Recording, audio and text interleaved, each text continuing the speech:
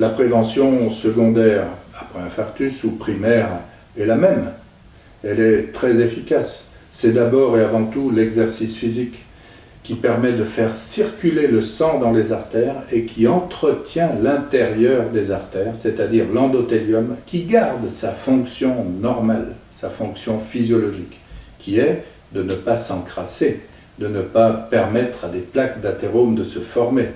Et ça, c'est tout à fait essentiel. L'exercice physique, c'est le secret du bien-être et de la prévention cardiaque et vasculaire.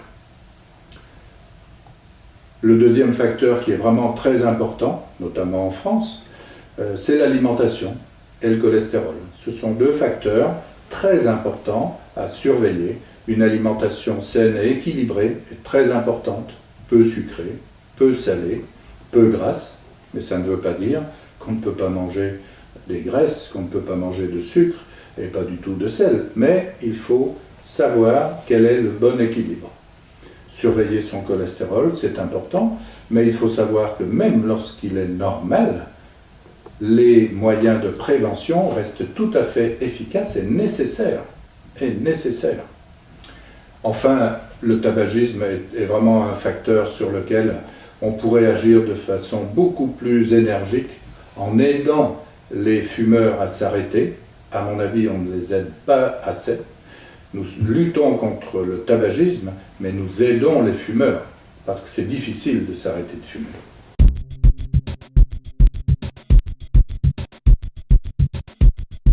Pour qu'un patient se prenne bien en charge, il faut d'abord qu'il ait une bonne information.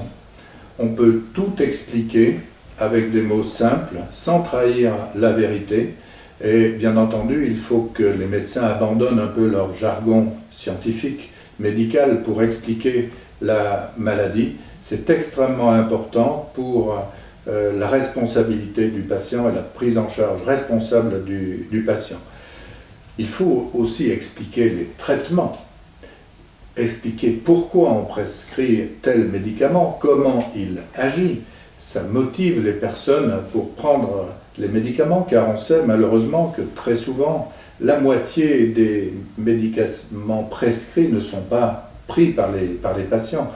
Comme on dit, l'adhérence au traitement ou la compliance au traitement n'est pas très bonne. Plus on expliquera le mécanisme de l'action de ces médicaments, leur efficacité, plus il y aura une bonne adhérence du patient au traitement.